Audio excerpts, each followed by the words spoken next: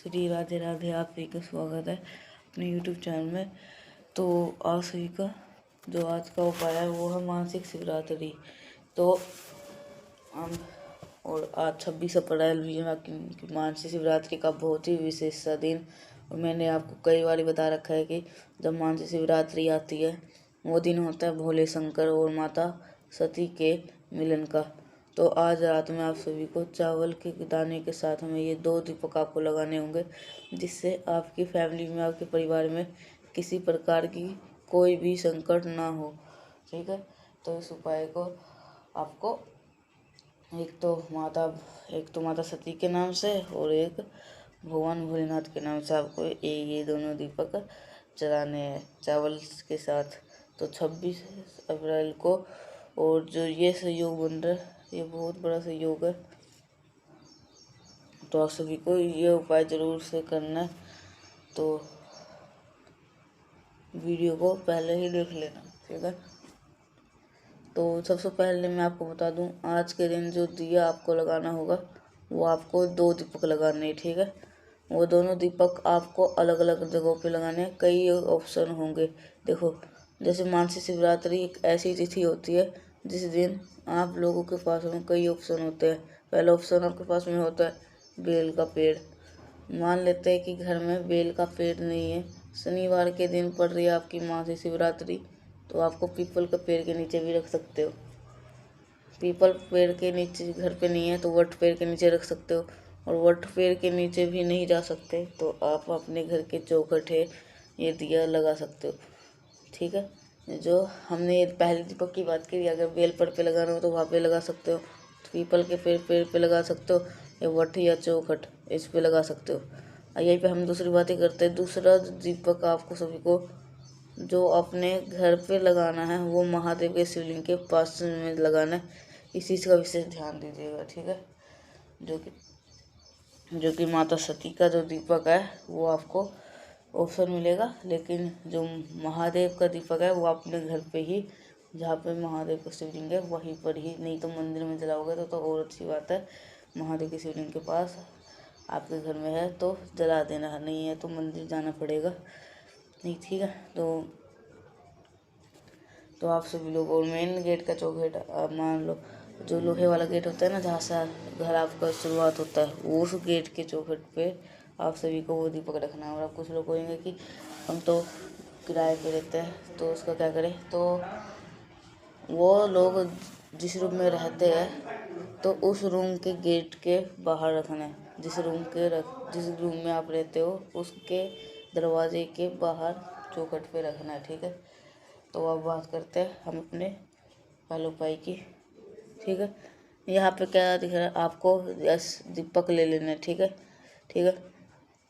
अब इस दीपक में हम आपको समझने की कोशिश करना, हमें 2 दीपक लगाना, कैसे लगाना है। जो पहले दीपक जो महादेव के शिवलिंग के पास में, जो भोलेनाथ के पास में लगेगा, वो कौन सी बत्ती लगेगी, गोल बत्ती। और जो जहाँ पे ये दिया लगाओगे वो दीपक कौन सा होगा, घी का दिया। अब पहला दीपक तो बिल्कुल श्योर है हमें कौन सा लगाना है, गोल बत्ती का। लेकिन जो दूसरा हम अपना दिया लगाने वाले हैं वो दूसरा दीपक आप सभी को डिपेंड करता है कि लगाना कहाँ पर है। जैसे कि आप दूसरा दिया आप माँ लक्ष्मी का स्मरण करते हुए या माँ पार्वती का स्मरण करते हुए लगा रहे हो बेल पेड़ के नीचे, तो लंबी बत्ती का लगेगा। अगर वही दिया अगर आप पीपल पेड़ के नीचे लगा रहे हो तो गोल बत्ती का लगेगा। वही दिया अगर आप वट पेड़ के नीचे लगा रहे हो तो गोल बत्ती का लगेगा। और वही दीपक अगर आप अपने घर पे मेन गेट पे लगा रहे हो तो सभी लोगों को क्या करना है, आपको लंबी बत्ती का दीपक लगाना है, ठीक है। जो कि इसके अंदर बहुत सारे ऑप्शन हैं, तो क्योंकि इस दिन हर जगह पे वास माना जाता है भोले शंकर का और माता सती का। जहाँ पर भी आपको दिया लगाओगे वहाँ आप दीपक के नीचे चावल का दाना रखेंगे, और दीपक को प्रज्वलित करने के बाद भी आप लोग को चावल का दाना ही इस दीपक के अंदर डालना होगा, ठीक है। बस एक नियम ध्यान रखिएगा, जब दीपक महादेव के शिवलिंग के पास में गोल बत्ती का लगाओगे तो किसका नाम से लगाना है, तुमरुका जी। किसके नाम से लगाओगे, तुमरुका जी। और बाकी जहाँ पर भी दीपक आप लगा रहे हो बेल पेड़ के नीचे, अपने घर के चौखट पे, वट पे या पीपल पेड़ के नीचे, वहाँ पर अगर आप पीपल पेड़ के नीचे या पीवट पेड़ के नीचे लगा रहे तो कुबेर देवता के नाम का और बाकी माता लक्ष्मी के नाम का, ठीक है। तो इसी नियम होता है इस उपाय का, इसलिए मैं आपसे कहता हूँ वीडियो को बहुत ध्यान से सुना करो। इस किस दिन कैसा और कौन सा उपाय करना पड़ता है किसी को पता नहीं होता, ठीक है। तो पहला उपाय आपको समझ में आ गया होगा। अगर नहीं समझ में आया तो नीचे कमेंट सेक्शन में पूछ सकते हैं। तो अगर पहले उपाय में आपको ये पता चल गया होगा, जो भोले शंकर है उनके तो गोल बत्ती लगेगी, लेकिन मेन दरवाजे पे आप जलाओगे तो आपको लंबी बत्ती लगेगी और सारे में गोल बत्ती ही लगेगी, ठीक है। नहीं तो आप पीछे वीडियो रिवाइव करके भी पूछ सकते हो, पीछे वीडियो कर लेना तब पूछ भी सकते हो, मतलब सुन लेना। तो अगर आपको समझ में नहीं आए तो नीचे सेशन में आप सभी लोग पूछ सकते हैं। तो आप बात करते हैं अपने दूसरे उपाय की तरफ, जो कि आप सभी को कैसे करना है। ये सारे उपाय मैं आपको आज बताऊंगा। तो जो ये मानसिक शिवरात्रि है, ये सारे आज इसके उपाय है। तो आप इन चारों में से कोई सा भी उपाय कर सकते हो, ठीक है। अब मैं अपने दूसरे उपाय की तरफ, बहुत ही स्पेशल, बहुत ही प्यार सा उपाय। ये उपाय आपको एक नियम बनाने के करना होगा, जैसे कि नियमित रूप से करना होगा। अब सबसे पहले समझ लेते हैं कि ठीक है चलो नियमित रूप से हम करेंगे, लेकिन इस उपाय की बेनिफिट क्या है।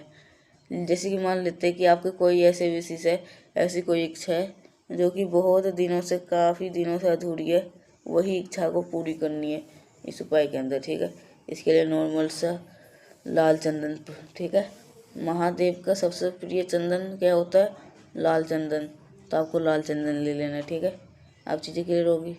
अब यहाँ पर मैं से आपको समझाना चाहता हूँ, अगर मान लेते हैं कि आपके पास में लाल चंदन नहीं है, आप पीला चंदन भी ले सकते हो, कोई बात नहीं है, ठीक है। तो आप सभी लोग पीला चंदन भी ले सकते हो अगर लाल चंदन नहीं है।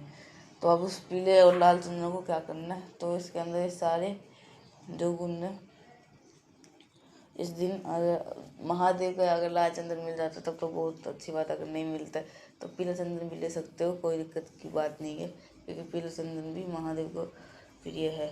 तो सभी को ऐसी कोई बात सब नहीं है, लेकिन तांबे का लोटा लेंगे, उसके अंदर जल भरेंगे। आज शिवरात्रि के दिन, मानसिक शिवरात्रि के दिन शाम के टाइम पे प्रदोष काल में इसी जल के अंदर क्या मिलाना है, गंगा जल, ठीक है। फिर आप इस कलश को उठाएंगे। आपकी इच्छा अगर पूरी नहीं हो पा रही तो आप खुद के लिए उपाय करेंगे। अगर आप किसी और के लिए उपाय करने जा रहे हो तो उसका नाम और गोत्र बोल देना, ठीक है। इस कलश को उठाएंगे और जो भी चंदन अगर आपने लिए वो चंदन उठाएंगे। सबसे पहला नियम हमें करना है आज के दिन इस उपाय में, किस सबसे पहले महादेव के शिवलिंग के ऊपर आपको जल ही चढ़ाना है। और जब भी हम जल चढ़ाते हैं तो श्री शिवाय नमः से हमको ही जप भी किया जाता है, ठीक है। जल चढ़ा दिए, जल चढ़ाने के बाद में अब बारी आती है त्रिकुंड लगाने की। आप लाल चंदन लिया हो कोई मतलब नहीं है, पीला चंदन लिया हो। अब आपको पहले महादेव के शिवलिंग के ऊपर आपको कुछ बनाना है, ठीक है। तो वो कैसे बनाना है, जो महादेव के ऊपर जो शिवलिंग का वो नहीं होता निशान, वही बनाना है, ठीक है। तो आप सभी को जो पहली उंगली और तीसरी उंगली से, ठीक है, मानते हो कि आप अपनी जिस उंगली से, आपको एक चीज़ का ध्यान रखना है, जो सबसे पहली उंगली होगी चंदन की, लाल चंदन लिया हो या पीला चंदन, आपको इन तीनों उंगली में चंदन लगाना है। अब आपको अपनी मनोकामना कहते हुए त्रिकुंड लगाना है, लेकिन जब त्रिकुंड लगाओगे तो एक नियम को फॉलो करना है, ठीक है। वो नियम कौन सा होगा, सबसे पहले दूसरे उंगली का इस्तेमाल करेंगे और तीसरी उंगली का इस्तेमाल करके त्रिपुंड की पहली रेखा और दूसरी रेखा बना देंगे। जब आपको अपनी मनोकामना कहनी है तो इस पहली उंगली से नीचे की लाइन को बना करके, तीसरे नंबर की लाइन को बना करके, तब अगर आप अपनी मनोकामना जब भी महादेव से के पास से करो, पूजा करने जाओगे, इस प्रकार से अगर आप महादेव की शिवलिंग की पूजा करोगे चंदन से तो चीज़ें क्लियर होती है। तो चलो 2 उपाय आपको समझ में आ गया है, आगे बढ़ते हैं मैं इस वीडियो के हम अपने तीसरे उपाय की तरफ। तो लेकिन आपको बताना चाहूँगा, तो आप सभी को तो ये जो है, आपको अगर ये वीडियो अच्छी लगी तो लाइक करिएगा, जिसने अभी तक चैनल को सब्सक्राइब नहीं किया वो ज़रूर से चैनल को सब्सक्राइब कर दीजिएगा। तो ये जो अगला उपाय है ये है रोग के लिए। तो इसको कैसे करना है ये सारे इसके अंदर बताऊंगा, तो आप सभी को ये उपाय ज़रूर से कर लेना है, ठीक है। तो ये उपाय कैसे करना है, तो ये सारे उपाय इसके अंदर आप सभी को ज़रूर से बताऊंगा। तो उससे पहले करिए वीडियो को लाइक, जिसने अभी तक चैनल को सब्सक्राइब नहीं किया वो ज़रूर से करिएगा चैनल को सब्सक्राइब। तो बात करते हैं अब इसे अपने तीसरे उपाय की तरफ, जो कि आप सभी को बेलपत्र के साथ में करना है। अगर आपको कुछ समझ में आए नीचे का सेशन पूछ सकते हैं, ये मैं हर वीडियो में बताता हूँ, तो इसलिए। और जो ये उपाय है इस तीनों में से आप कोई सा भी एक उपाय कर सकते हो। एक तो मनोकामना था, फिर जो मनोकामना आपकी पूरी नहीं होती, अब ये रोग वाला है जो कि आपको खुद कर सकते हो।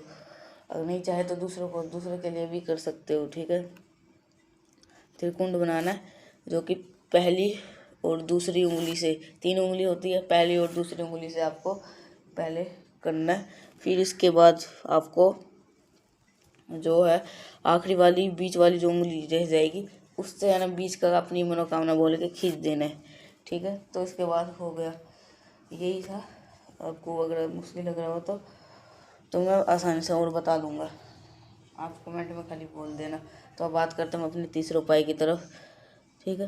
को वो इंसान बहुत दिनों से बीमार है, आपको एक बेलपत्र लेनी है, एक बेलपत्र लेना होगा और एक इत्र ले लो। इत्र नहीं है तो कोई दिक्कत नहीं है, नॉर्मल सा बेलपत्र ले लो और गंगा जल ले लो, लेकिन कोशिश करना इत्र ज़रूर ले लो। पहले गंगा जल आपके ले आओ या इत्र ले आओ, उससे पूछ करके कुंदकेश्वर महादेव के नाम से लेपन कर देना। कहाँ पे, सीधा महादेव के शिवलिंग के पास ऊपर, ठीक है। लेपन करने के बाद में जो बेलपत्र की, उस बेलपत्र की इसी लेपन के किए हुए स्थान पर संपित करके उस व्यक्ति का नाम और गोत्र बोल देना और फिर 1 लोटा जल चढ़ा देना। रोगी व्यक्ति के लिए इससे इजी उपाय, इससे आसान उपाय आपको कोई नहीं हो सकता। बस ध्यान रखिएगा महादेव का कुंदुक रूप ध्यान रखना, यानी कि कुंदकेश्वर महादेव, ठीक है। चलो आप 3 उपाय समझ में आ गए। आगे बढ़ते हैं इस वीडियो के हम अपने, जब भी शनिवार का दिन आता है तो याद दिलाता हूँ, लेकिन उससे पहले इस वीडियो को लाइक है, जिसने अभी तक चैनल को सब्सक्राइब नहीं किया तो मेरी आवाज़ पहली बार सुन रहे चैनल को जरूर करिएगा सब्सक्राइब।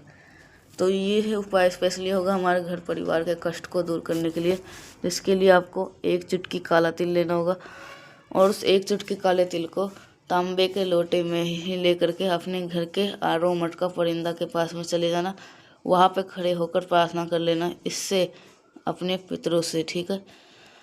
प्रार्थना करने के बाद में पूरे घर में एक बारी घूमना और घूमने के बाद में फिर लेकर के चले आना ये उस जल को महादेव के अवधूत रूप ध्यान रख करना। अवधूतेश्वर महादेव के नाम से अगर आप संपित कर देते हैं तो घर परिवार में जो संकट होंगे वो हमेशा के लिए दूर हो जाएगी। तो मैंने कोशिश करी आप सभी को सारे चीज़ों को ढंग से समझाने की। तो मिलते हैं अब नेक्स्ट पैसा, तब तक के लिए आप सभी को श्री शिवाय नमस्तुभ्यम।